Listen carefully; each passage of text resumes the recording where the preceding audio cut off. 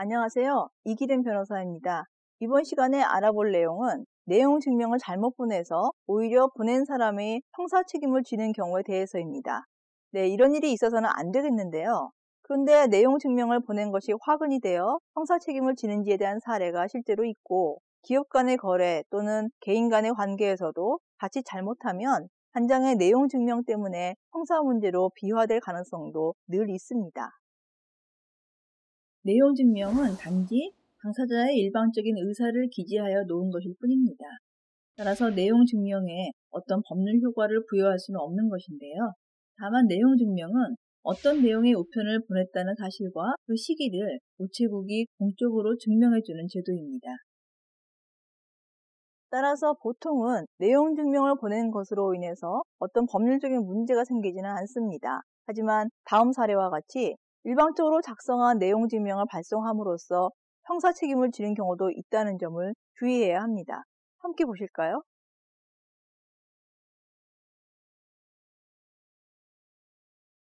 그래픽스는 여성 의류를 제조 판매하는 회사로서 패션업계에 새롭게 등장하여 불과 몇 년 새에 매출이 급속도로 성장하고 있었습니다.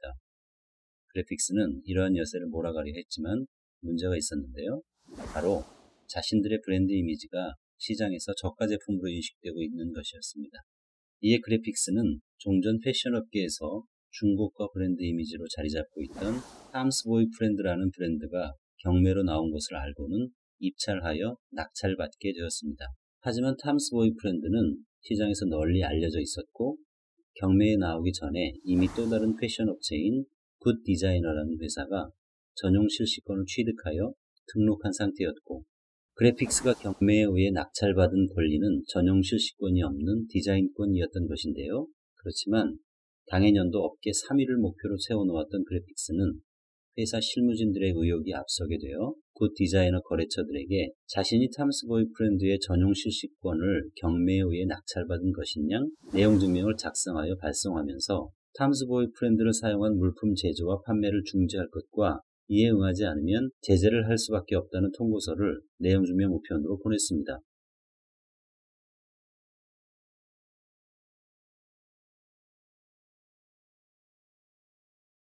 네, 여러분, 사례 잘 보셨습니까? 실제로 있었던 사안을 재구성해 본 것인데요. 디자인권과 관련하여 경매를 받고 또 전용 실시권이라는 법률 용어가 나와서 조금 어렵게 느껴질 수도 있습니다. 그렇지만 사안을 단순화해보면 권리를 전부 갖고 있지 못한 상태에서 마치 전부 가진 것처럼 꾸며서 상대방의 거래처에 내용 증명을 발송하였다는 것입니다. 이와 유사한 실제 사례에서도 이와 같은 내용 증명 우편을 보낸 업체에 대해 형법상 업무방해죄가 성립하는지가 다루어졌는데요. 물론 범죄가 성립하는지는 형법상의 구성 요건에 해당하는지를 검토해 보아야 할 것입니다. 여기서는 내용 증명과 관련된 범위에 한정하여 범죄의 구성 요건을 간략히만 다루도록 하겠습니다. 아시다시피 내용 증명 우편은 우체국이라는 공적인 기관이 어떤 내용의 우편물이 언제 발송되었다는 사실을 확인하는 것이지 그 외에 그 내용 증명 우편물로 인해 어떤 법률적인 효과가 발생하는 것은 아닙니다. 이제 이와 같은 점을 여러분들도 잘 이해하고 계실 텐데요. 결국 내용 증명 우편은 작성한 사람의 일방적인 주장을 기재한 것이어서 거기에 어떤 법률적인 효과가 발생하지는 않는다고 하겠습니다.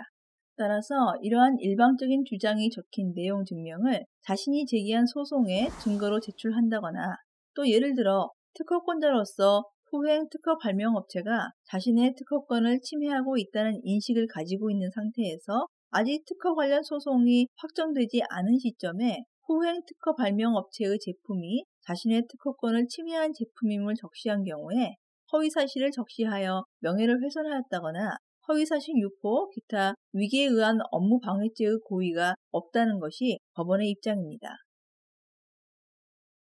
앞에서 보신 소송 사기의 사례를 조금 자세히 살펴볼 필요가 있는데요. 바로 소송에서 법원을 속여서 자기에게 유리한 판결을 얻으려는 소송 사기죄의 사례였는데요. 어떤 사람이 소송을 제기하기에 앞서 소송상 유리한 증거들을 확보하기 위한 목적으로 자신의 일방적인 주장을 기재하여 내용 증명 우편으로 발송한 사안입니다.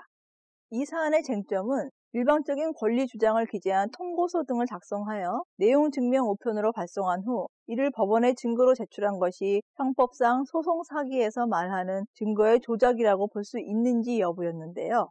법원은 소송 사기에서 말하는 증거의 조작이란 처분 문서 등을 거짓으로 만들어내거나 증인의 허위 증언을 유도하는 등으로 객관적, 제3자적 증거를 조작하는 행위를 말하는 것이므로 피고인이 소송 제기에 앞서 그 명의로 피해자에 대한 일방적인 권리 주장을 기재한 통고서 등을 작성하여 내용 증명 우편으로 발송한 다음 이를 법원에 증거로 제출하였다고 하더라도 증거를 조작하였다고 볼 수는 없다고 하였습니다.